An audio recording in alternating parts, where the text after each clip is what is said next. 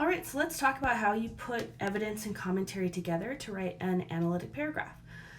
Now, there's also a PowerPoint available to you that just kind of talks more in general about evidence and commentary and building strong paragraph structure. It's more universal. But since we're starting with rhetorical analysis, I wanted to show you what it takes to write a masterful or a mastery analytical paragraph. So we'll use that context to start with. So the first thing I have is what I call my analytic paragraph checklist. So what every rhetorical analysis paragraph needs, and frankly what every body paragraph needs, is a claim, evidence, and commentary. Now a claim is simply an assertion. So with this particular type of writing, it's your topic sentence, but it's also going to be outlining in the body paragraph what choice are you talking about, either rhetorical or stylistic, that you're going to analyze in that body paragraph. And obviously evidence, and then commentary, where you're going to explain the strategy or the choice itself, but then also explain the effect and how it achieves purpose. So let's start with claims.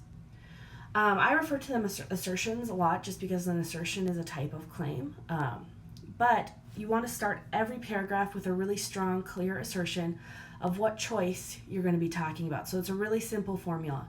You need to tell me who, how, and why. So the who is the speaker. How, state the rhetorical choice or the mode of development that you see, or the stylistic choice.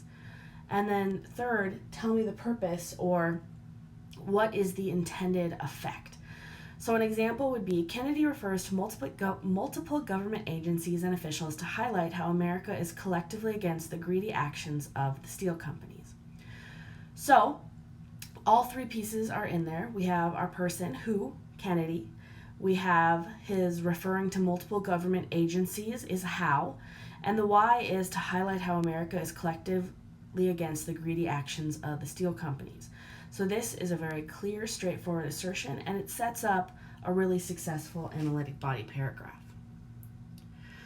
So when we are citing evidence, you want to probably use direct quotations. Now, there are some places where it does make sense to paraphrase longer or, kind of sections of the passage that range for like an entire paragraph. In that case, it makes sense to paraphrase. But I would say overwhelmingly, a rhetorical analysis is an analysis of language. So a direct quotation, where you quote something word for word in quotation marks, makes more sense typically for a rhetorical analysis.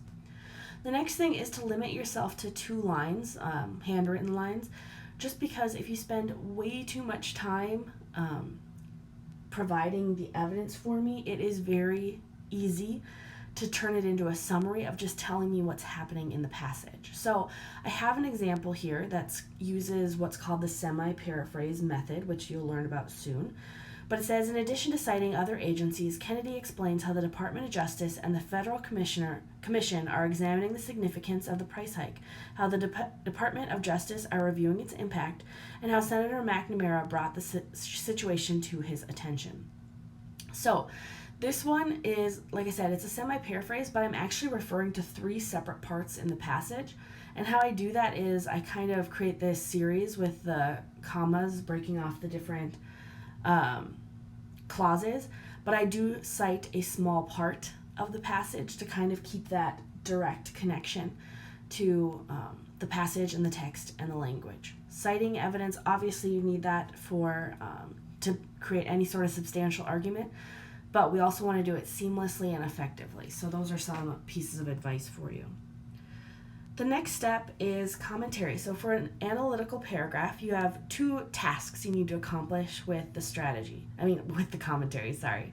First is to explain the strategy or choice. So how does that evidence show the rhetorical choice that you set up in your assertion? Then explain the effect to me. How does that choice support the author's purpose overall? So I have sentence examples. The first one for explaining the choice or strategy says, by referring to the Department of Justice, Department of Defense, and Senator McNamara, Kennedy shows how all of these different groups and people are in opposition to the steel company.